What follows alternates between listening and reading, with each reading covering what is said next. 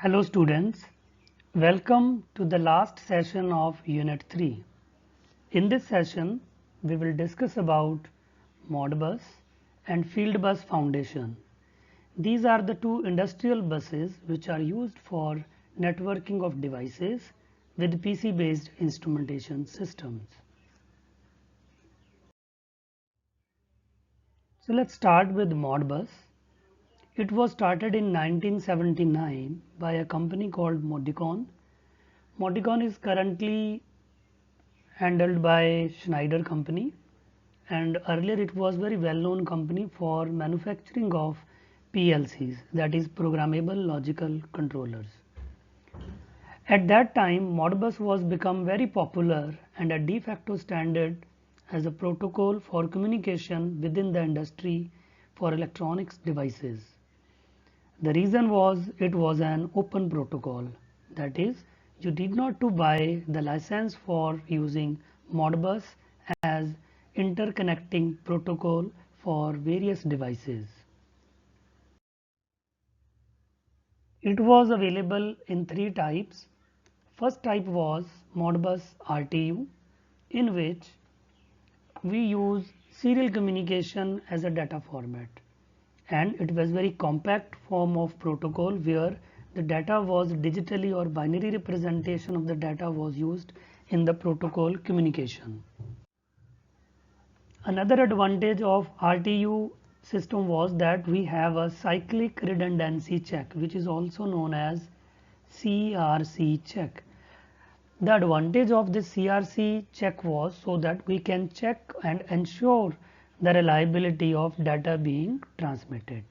So if in any case there was some problem in sending the data, the CRC checksum will tell us that there is a loss of data or mismatch of data.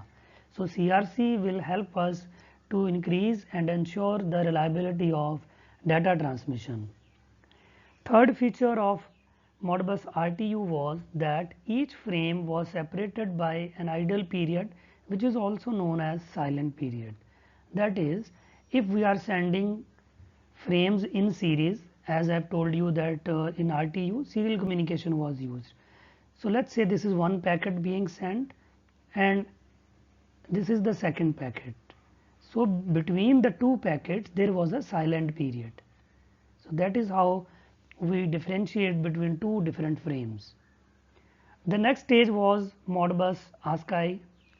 It uses the ASCII characters for the protocol communication. Now instead of cyclic redundancy, they check longitudinal redundancy. Okay, and another difference is rather than silent period, they start using colons to differentiate between two frames. The reason was two different kind of Modbus was that it depends upon what type of RTUs, that is remote terminal units or sensors or devices were already present in any company, any industry. So based upon that, either you are using ASCII based terminals or we are using RTUs in our industry. People use either Modbus RTU or Modbus ASCII. But after in 90s, Modbus switch over to TCP/IP, which is again an open source. So it is again open network, so you need not to buy any license or to pay royalty. So it was again very popular and open bus system, Modbus TCP/IP. The advantage is that now the Modbus previous advantages were already there, but the new advantages of internet connectivity over TCP/IP. So now whatever the data which was earlier shared within one industry, let's say to the area of maybe 5 km at the maximum, is now can be sent to a longer distance, even international level, because now we have connectivity of TCP/IP and hence internet availability on the same line. So this is how Modbus evolved, but due to some disadvantages and some standard issues, later on Modbus was merged within the FieldBus Foundation. We will see in next few slides that how it is really happened. Before that, I want to mention one hardware interfacing example which can be used to connect between Modbus RTU network and Modbus ASCII network. As I told you earlier, that ASCII is also a serial kind of formation, but in this case the data transmission is within the digital systems, whereas in RTU type we have PLCs, we have other remote terminal units or devices which are compatible with RS232. So this is for RTU. So we have few hardware devices which make compatible with each other, and two different network can also be present in the single industry. And again after the next stage, when TCP IP comes into the picture, it follows the same master slave combination where there were different layers of operator. At the lower level there are some devices, then operator gives the information to higher level, and that is how the hierarchical structure is there up to SCADA system. So Modbus was very easily integratable with the latest technology of PLC to SCADA. So that is why it was quite popular within the time period of 1970s to 1990s, even late 90s till 2001, when we have more advanced field foundation bus was available with us. This is regarding Modbus devices and how they interact on a signal level. So as we know that TCP IP is the main protocol over which the latest Modbus was working. So it configures the complete device system as master slave combination, or it is also known as client server. So either we call it as a client server or we can say it is a master slave combination. But on the backbone of it we have TCP IP for the data transmission. Sorry, it is TCP IP. So since we are using TCP IP networking, which is already being used in most of the industrial plants, that is why it is very economical and simple to implement. Another advantage is that since we are also using, and TCP IP is also compatible with the Ethernet like LAN system, so we can keep on plugging different components or different devices into the same backbone line. The last important thing which is important to mention is logic levels. That is, when the signal was sent like 1 and zeros, if you want to send ones and zeros, so logic 0 means positive voltage. Now if the positive voltage cell, let's say 15 volt, it means this is logic 0. So this is logic 1, 1, again 0, again 1, again 0, again 1. So 0 means 15 volt or positive volt, and 1 means negative volt. It means somewhere here there is a 0 voltage, and below this we have negative, and above this we have positive voltage. So that is how Modbus signal was working. But after the this FieldBus Foundation decision to combine all the available buses, Modbus was ultimately merged in the FieldBus Foundation.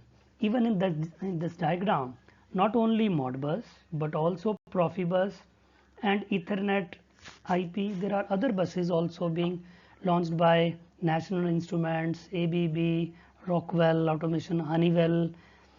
These are the major players who lead the foundation, so that various buses available for industrial networking can be merged into a single kind of a standard, where people can integrate any device to any bus and ultimately it can work within the industry. So they sit together and propose the concept in 1984, which was finally officially released in 1996.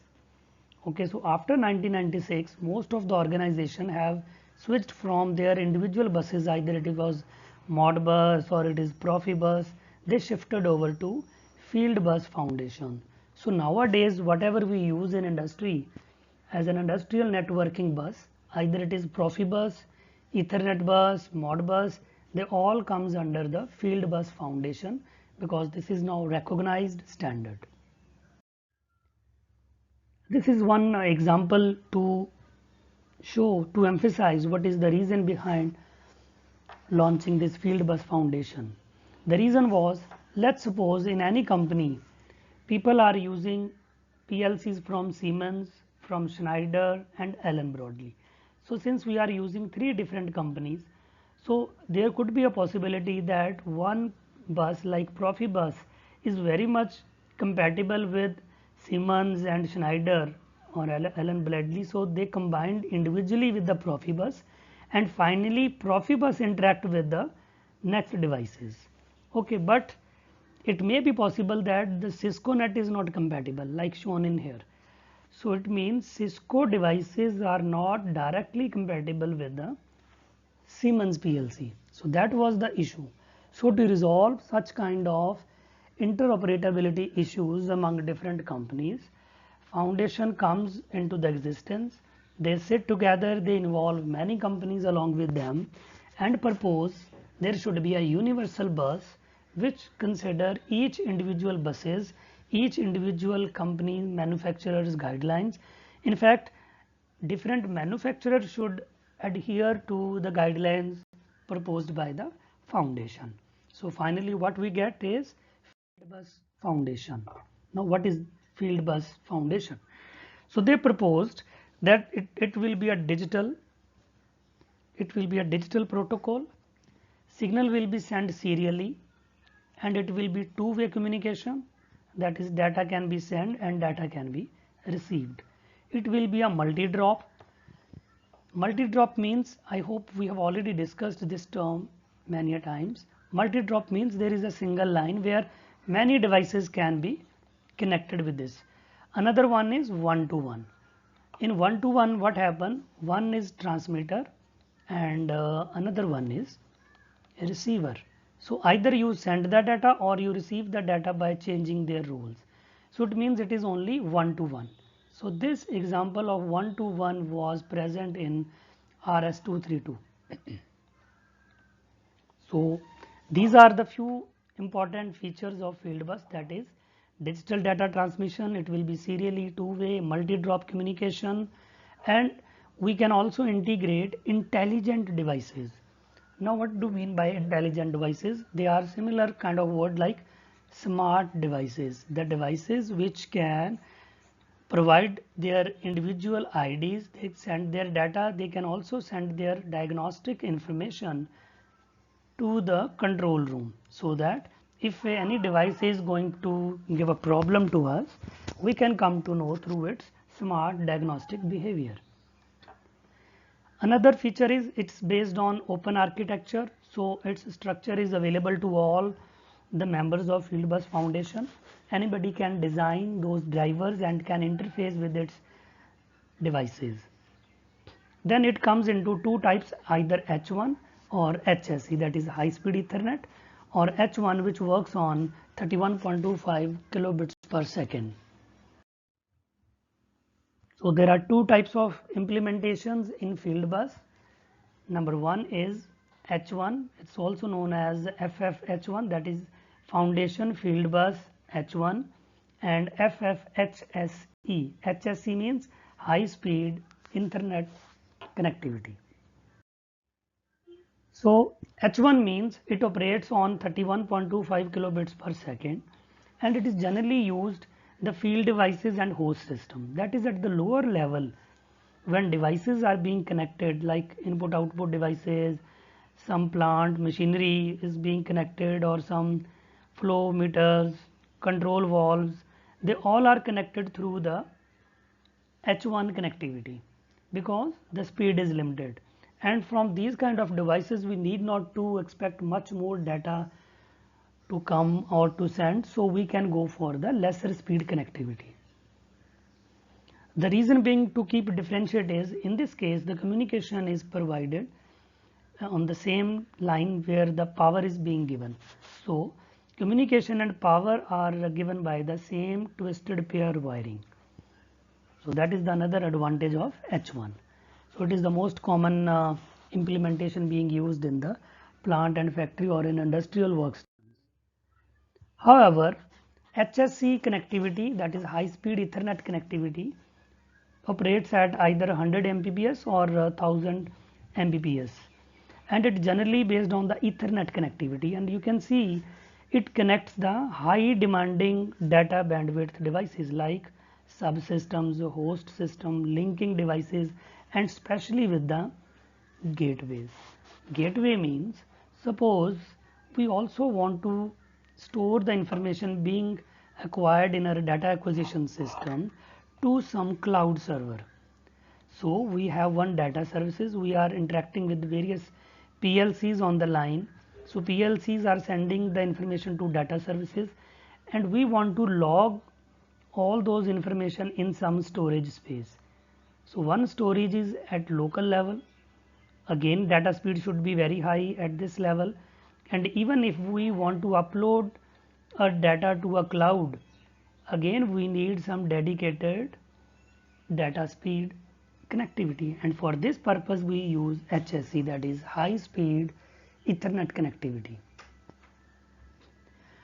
I hope as written in their manuals, they are expecting that IEEE will soon release one IEEE standard 802.3xx, which will also be known as power over Ethernet, and we hope that it should come within this year. This is the architecture of FieldBus. So the foundation also decided that our system will work in 4 different layers. The first layer will be of sensor bus network layer, where all the sensors and other devices will get connected with each other. So this is also can be compared with the physical layer of OSI models. So sensor networking layer will interact with various types of sensors. So it can handle 4 to 20 milliampere signal, it can handle HART, it can handle digital signals. So that is how this layer can manage various levels on which the sensor networking can be designed. The next stage is device bus network. Devices means when we connect our sensors to the IO racks or IO devices for signal conditioning, that is called device bus network. Now all the sensors will be connected to these devices, and further these devices will be connected to some controllers. So controller to devices, we have device bus network. Over the devices we have controllers. Now these are the controller, these big racks. So controllers communicate with the workstations. So it means we need different layer at controller level, because here most of the data will come from the individual devices and combined at the device level, and they will be encrypted and will be added with the headers of different codings, encryptions, and finally sending to the control room. So it means as we move upward, the frame length will keep on increasing, because the lower data is being encapsulated into the bigger levels, then third level more data is being encapsulated, and so on. So that is how over the layer we will increase the frame size. And the final one is enterprise bus network, in which where we connect the workstation individually. So workstation to workstation, whatever the connection is, or we can say the DCS or SCADA to SCADA connection will be on the enterprise bus connection. This is a comparison that when we implement FieldBus in our industrial network, what are the major advantages and savings due to this. So conventionally when we use the wiring, we can connect only 2 wire per device. That was the conventional IOs. That is only 2 devices can be connected, but here with the FieldBus we can connect 16 devices per 2 wire, or per pair I should write down. Per pair we can go up to 16 devices. It means we can save up to 90% within the wiring cost. In terms of commissioning, it takes around 2 to 4 hours per device, but here just 5 minutes are required to install one device, because we already have backbone of the field foundation bus throughout the industry, and we have to just plug and tag the device around it. So whichever the device, either it is control valve or it is some sensor or it is some flow meter, transmitter, whatever it is, we have to just connect with this, because it is a two pair connection or two wire connection, so we can simply connect it. So the saving is again very high, 96%. Again we can save the space because so many cabinets have been removed. Then instrument engineering means we need to spend some time on each device, where in conventional connection system we need to spend 3 hours per device on an average basis. With this, it has been reduced to 3 times, that is only 1 hour is now required. Now let's discuss benefits of FieldBus Foundation one by one. The first benefit is wiring and installation saving. As we already discussed, that in previous systems we need to connect each individual device with the single individual wire. So you can see if there are 4 or 5 devices, we have to have 4 individual pairs of wires. Okay, but in the case of FieldBus Foundation, we have only one wire and each device can be simply connected with this pair only, because now in this system each device has its own ID, and each device before sending the data is also sending its device ID, that is I36, I34 means input 34, or 06, that is for output, and so on. So it means we can connect more number of devices, so wiring and installation has been saved.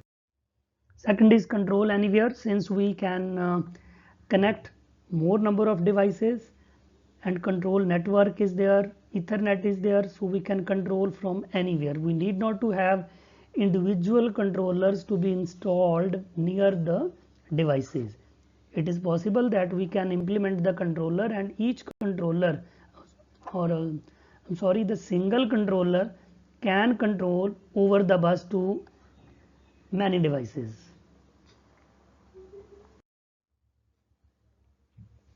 Data is more available due to the bandwidth of Ethernet connectivity in comparison to the previous system where traditional 4 to 20 milliampere was used. We have a limited bandwidth for the data to be shared with the master, but in this case multiple variables can be communicated, and that is also bidirectional, and we can handle the speed at a very large bandwidth level, that is very high level, 5 Mbps can be handled. So the speed increase, so more available data is there. Fourth benefit is the user interface is now enhanced. What do you mean by user interface? It means in the previous traditional system of HART or 4 to 20 milliampere, on the system we were only given code of the device, its operating value as well as the preset value.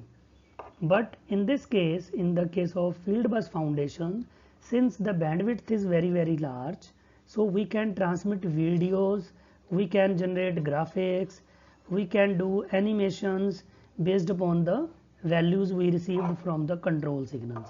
So we can also animate the same device from where the information is coming, we can animate the similar thing on our graphics. You must have seen in few videos where there is a tank and the tank is shown that as if its level is increasing slowly.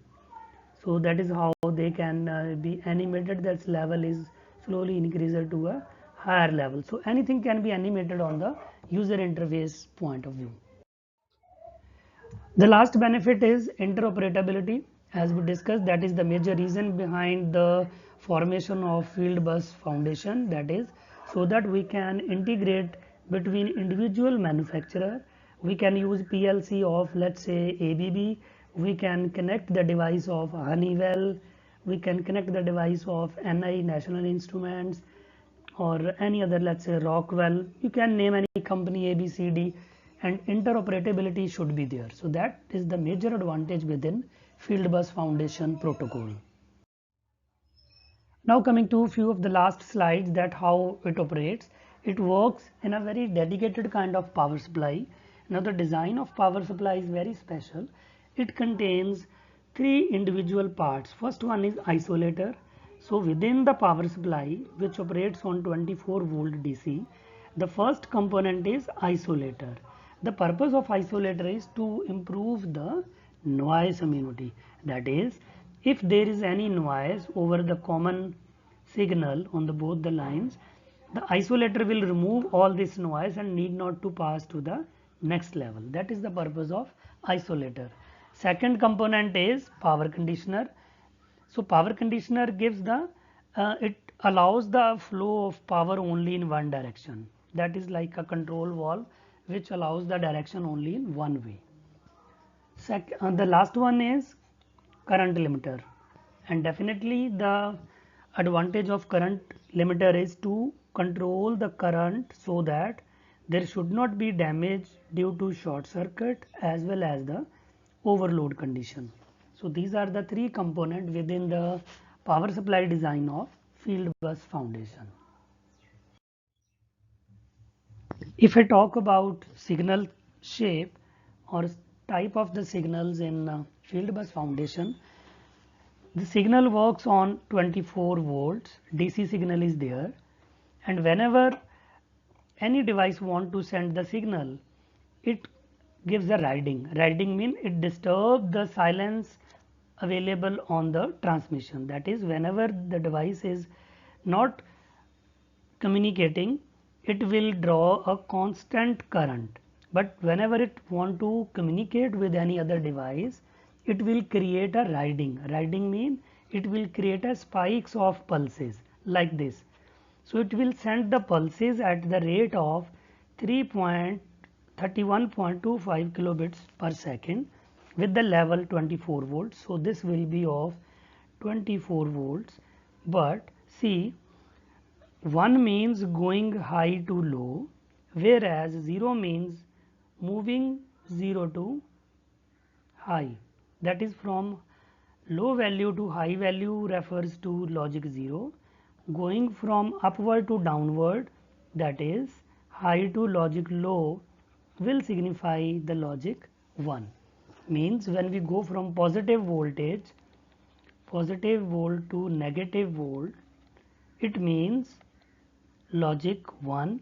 When we shift from negative 24 volt to plus 24 volt, it means this is logic 0. So that is how digital data is being sent over the power supply lining only. These are the few applications of FieldBus foundation. You can see it can be used in bigger power plants, refineries, petrochemicals, pharmaceuticals, and even nuclear power plants.